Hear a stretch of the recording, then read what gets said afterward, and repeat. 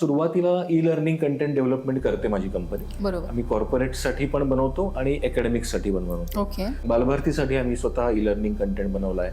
म्हणून मग माझ्या असं डोक्यात आलं की निदान मग अभ्यासातला काही भाग जर आपण त्यांना स्क्रीनलेस पद्धतीने शिकवू शकलो, मोबाईलकडे न बघता शिकवू शकलो, तर आपण प्रयत्न करायला काय हरकत आहे. बरोबर. पॉडकास्ट ऐकायचो खूप आणि ऑडिओ बुक्स ऐकायचो. येस. मग असं वाटलं की हेच जर आपण एज्युकेशनमध्ये कन्वर्ट केलं, एज्युटेनमेंटमध्ये कन्वर्ट केलं, तर हे मुलांना आवडेल का.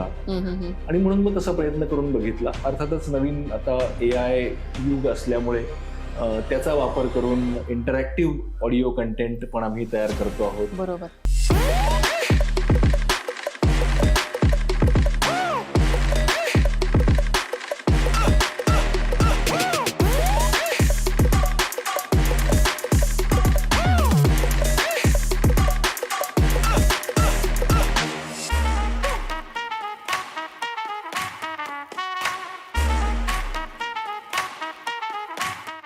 नमस्कार, मी advocate Neera Dhadge, founder of Pune women's club, तुमचं सहर्ष स्वागत करत आहे पॉडकास्ट विथ नीरामध्ये.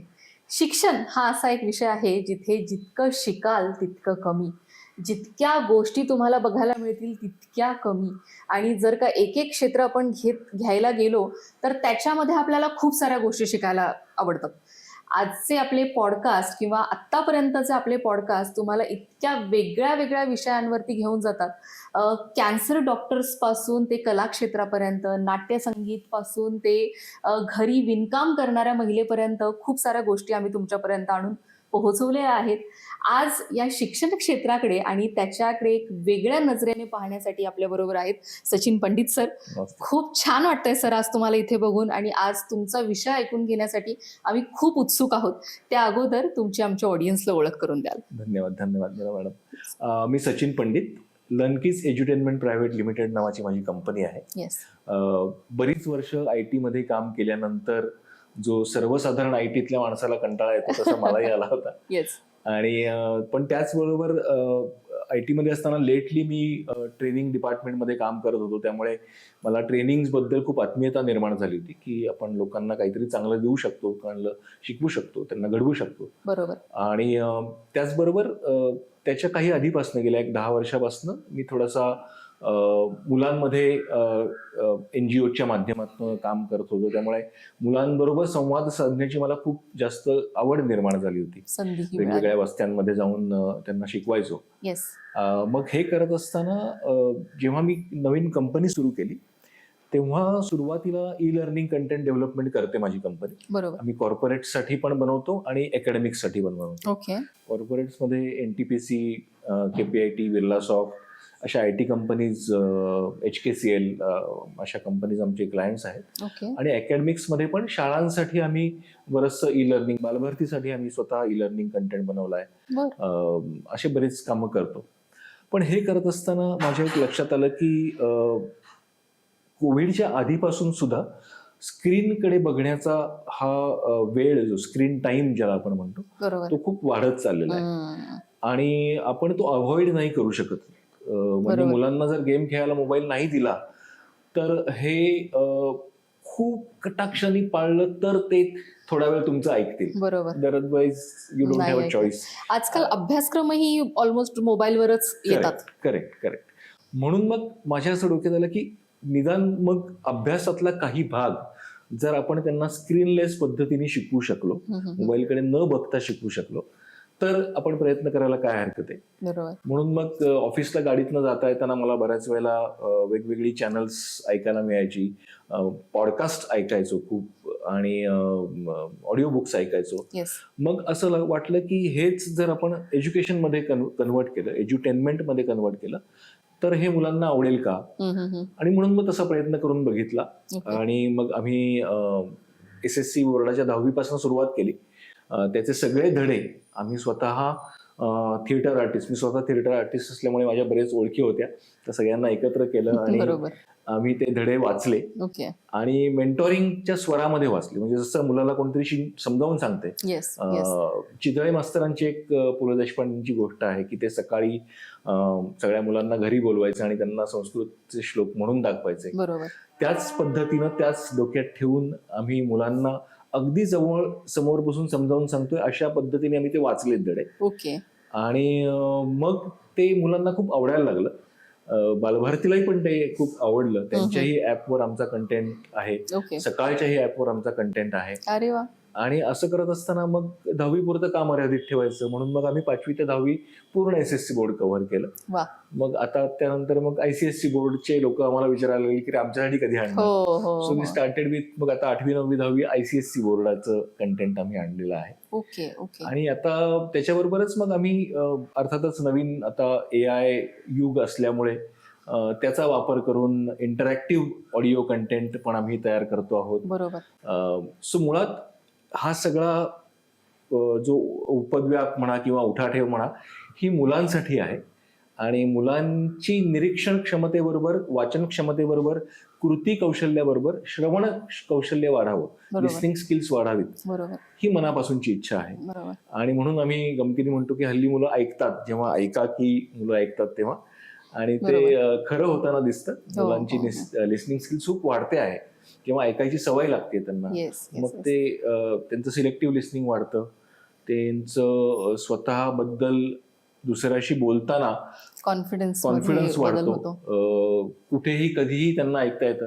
म्हणजे आम्ही पालकांना सांगतो की तुम्ही काही करू नका, घरामध्ये फक्त ऐका की तुम्ही स्पीकरवर लावून ठेवा, मुलाला काही करू दे, तो खेळतोय, जेवतोय, त्याच्या कानावर पडत राहत आहे. बरोबर. आणि आपली जी खूप पूर्वीपासूनची जी ही म्हण आहे की नाही तुझ्या कानावर पडलं पाहिजे, सो हे या निमित्ताने आम्हाला परत एकदा प्रूव्ह झाल्यासारखं वाटलं की अरे कानावर पडलं की लक्षात राहतं, स्मरणशक्ती वाढते. सगळ्यात महत्वाचं इमॅजिनेशन पॉवर वाढते.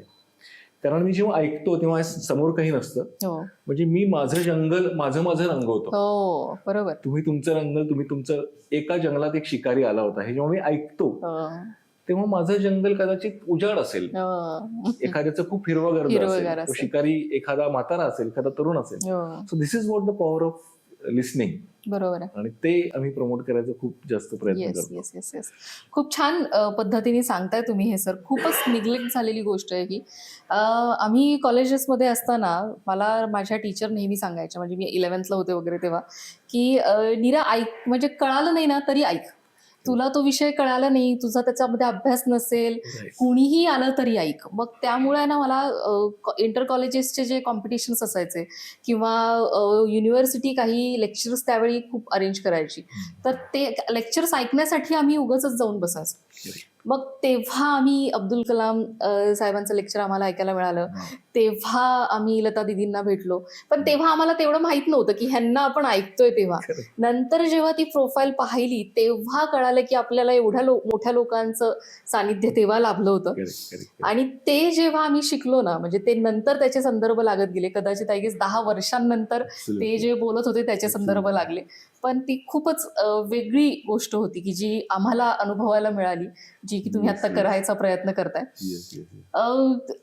एक बेसिक जर मुलाला आपल्याला ह्या ऍप्लिकेशनचा एक भाग बनवून घ्यायचा असेल तर ते तुमच्यापर्यंत कसे पोहोचतात? आमचं ऍप आता गुगल प्ले स्टोर वर लाईव्ह आहे. ओके. ऐकाकी, IKAKEY. ओके. ऐका म्हणतो लिस्निंग. सो त्याचं ते ऍप आहे.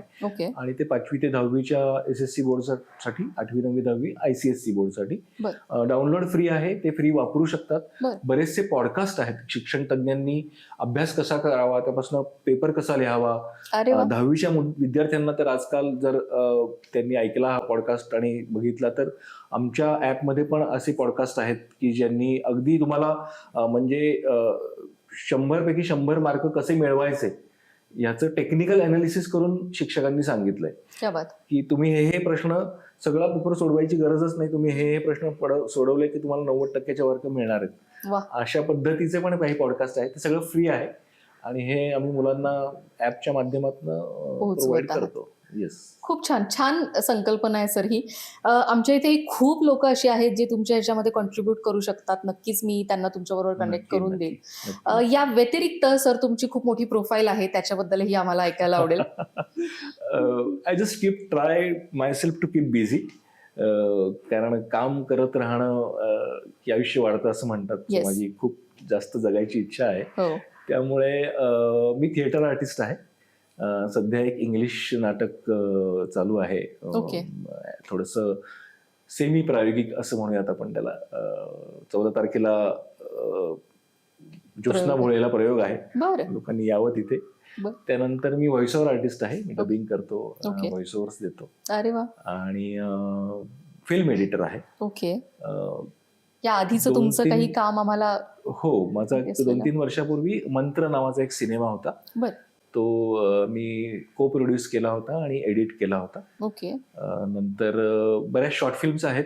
त्यात दंड नावाची एक शॉर्ट फिल्म आहे, बर. जी नाशिकच्या ट्रॅफिक डिपार्टमेंटमध्ये आजही दाखवली जाते. बर. ती ऍक्सिडेंट, मोबाईल बोलू नका फोनवर असं Yes. ते सांगणारी एक आहे. बर. बर. असं काय काय चालू असतं.